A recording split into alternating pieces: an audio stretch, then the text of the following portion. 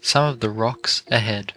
I feel sure that I can be of some degree of service to you tonight in helping you to anticipate some of the troubles that you are going to meet during the coming year.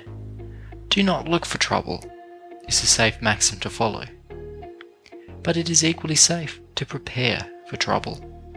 All of you realize, of course, that where we have so large a machine as we happen to have here, when I speak of machine in this way, you will understand that I refer to the school.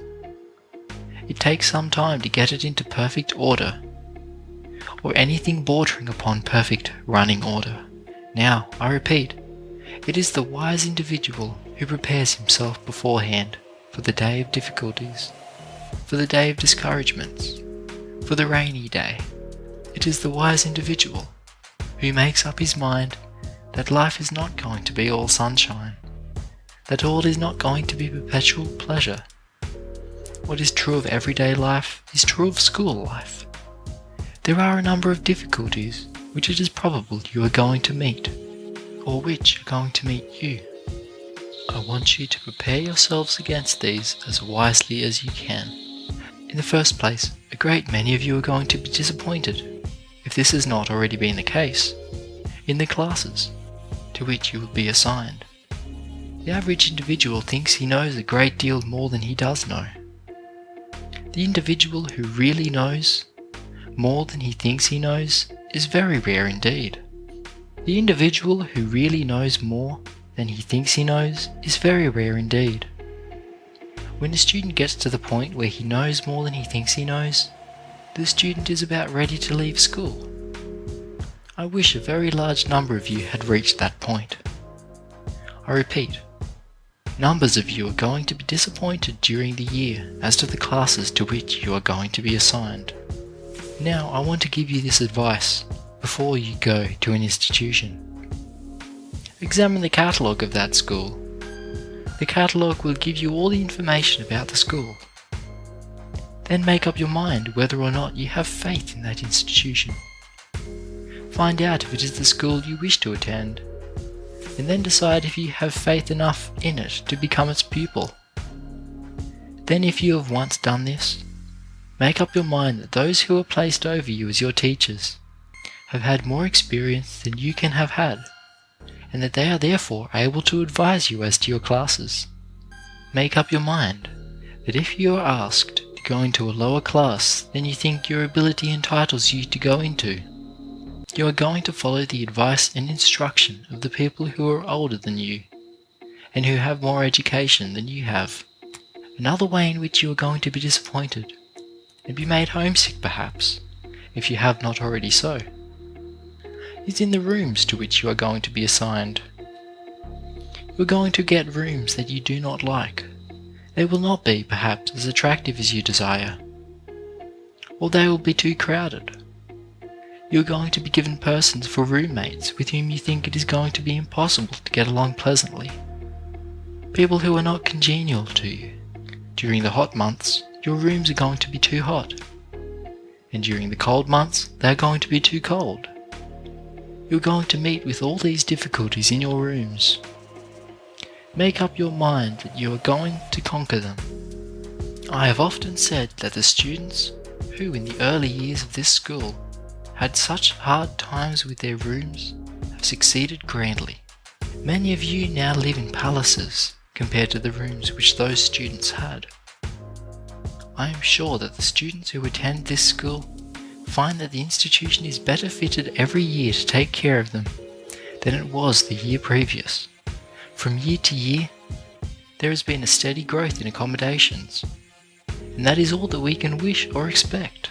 From year to year, we do not forget that it is our duty to make students more comfortable than in previous years, and we are steadily growing in that direction. But notwithstanding all this, we cannot do all that we want to do.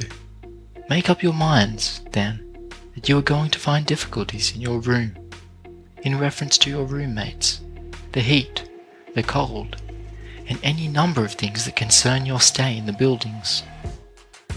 But in all these matters, keep in mind the high purpose for which you came here, to get an education. Get that thought into your heart and body, and it will enable you to be the master of all these little things, all these minor and temporary obstacles. Many of you are going to be disappointed in regard to your food, notwithstanding all the care we may try to take and want to take. Many of you are going to be disappointed in this respect. But how little is the meaning of one meal? How little a thing is being inconvenienced by one meal as compared with something that is going to be a part of you all the remainder of your lives. It is not for the food, the room, or the minor things that you have come here. It is to get something into your minds and hearts that will make you better, that will stand by you and hold you up, and make you useful all through life. Some of you are going to find it difficult to obey orders. Sometimes orders will be given you which you think are wrong and unjust.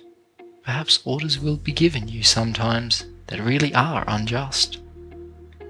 In that respect, no institution is perfect. But I wanted to learn this lesson in respect to orders, that it is always best to learn to obey orders and respect authority. That it is better 10 times over for you to obey an order that you know is wrong, and which perhaps was given you in a wrong spirit or with a mistaken motive. It is better for you to obey even such an order as that, than it is for any individual to get into the habit of disobeying and not respecting those in authority. Make up your mind that if you want to add to your happiness and strength of character, you are before all things else going to learn to obey. If it should happen that, for a minute or 5 minutes, one of your fellow students is placed in authority over you, that student's commands should be sacred. You should obey his commands just as quickly as you would obey those of the highest officer in this institution. Learn that it is no disgrace to obey those in authority. One of the highest and surest signs of civilization is that a people have learned to obey the commands of those who are placed over them. I want to add here that it is to the credit of this institution that, with very few exceptions, the students have always been ready and willing to respect authority. I want you to see, as I think you will see, that having a hard time, running up against difficulties here and there, helps to make an individual strong, and also helps to make him powerful. This is the point I want to make with you, that one of the reasons you are here is that you may learn to overcome difficulties. I have named some that you may expect to meet, but I have not named them all. They will keep springing up all the time. Just in proportion as you learn to rise above them and trample them under your feet, just in that proportion will you accomplish the high purpose for which you came here, and help to accomplish the purpose for which this institution exists.